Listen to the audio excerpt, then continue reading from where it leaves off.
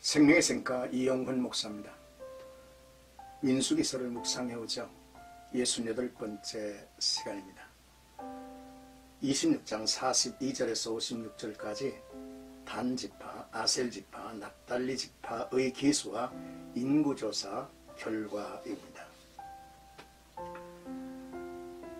계속해서 단, 아셀, 납달리지파의 기수가 이어지고 각 지파의 인구에 비례해서 공평하게 기업을 분배할 것을 말씀하죠.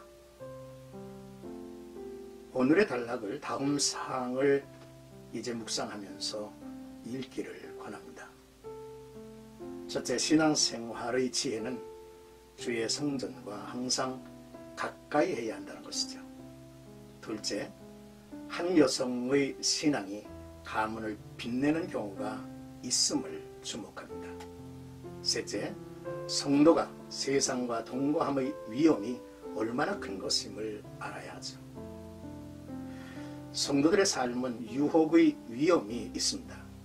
하지만 세상의 빛을 발할 수 있는 선한 능력의 기회가 될 수 있다는 사실을 기억했으면 좋겠습니다.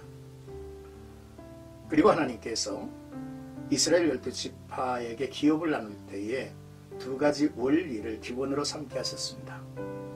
첫째는 공평의 원리고, 둘째는 하나님의 주권의 원리를 기본으로 삼게 하신 거죠. 먼저 42절에서 43절까지는 단지파의 계수죠. 단지파는 라헬의 종 빌하에게서 태어난 야곱의 5번째 아들이죠.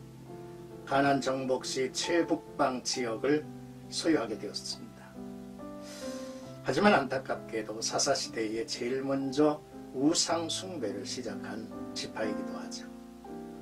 단지파는 1차 조사 때 장정들이 62,700명이었고 2차 조사 때에는 64,400명이었습니다. 1,700명이 증가했죠. 그렇습니다.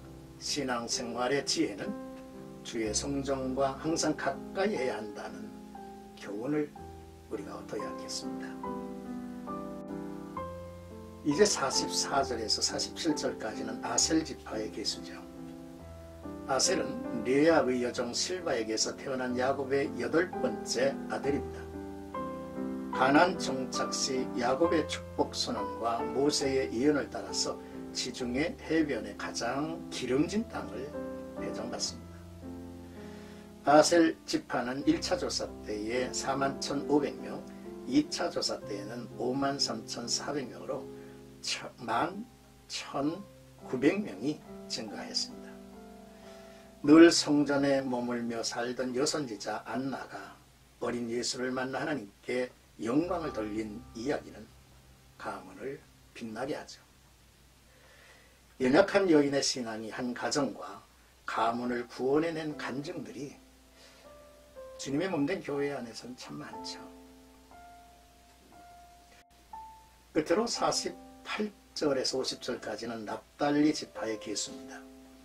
납달리는 라헬의 여종 빌하에게서 태어난 야곱의 6번째 아들이죠.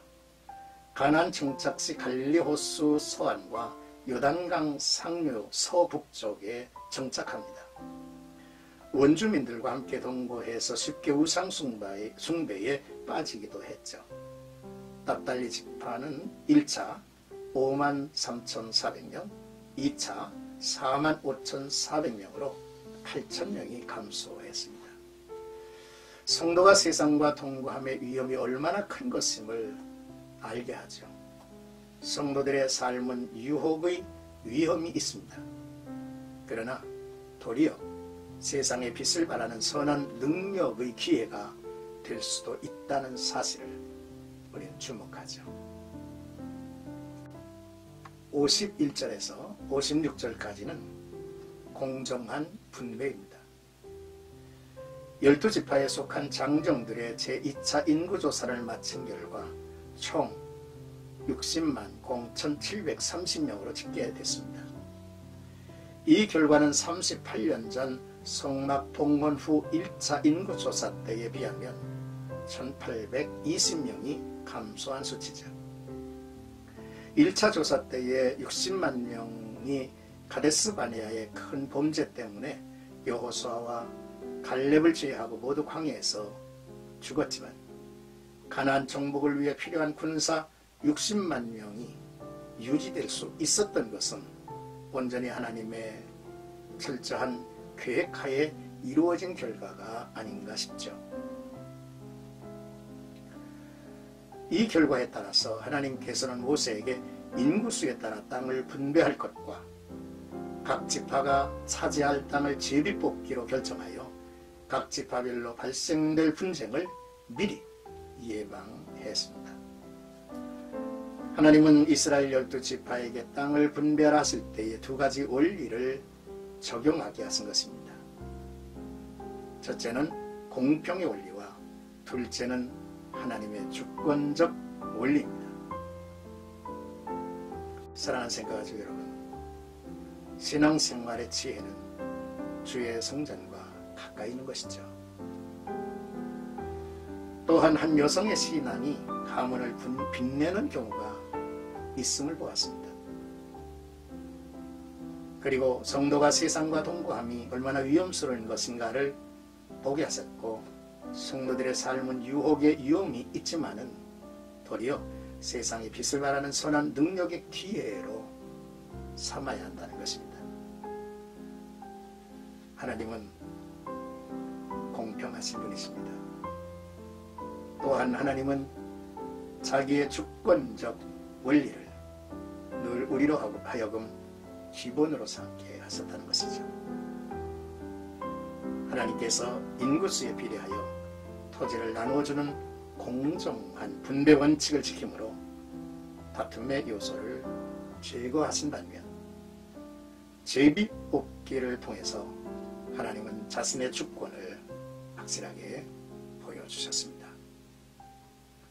오늘도 이 귀한 말씀을 통해서 나와 여러분들의 삶이 믿음의 죄 온전케 하시는 주님을 바라보면서 흐트러짐이 없는 삶이 되기를 주님의 이름으로 축복합니다.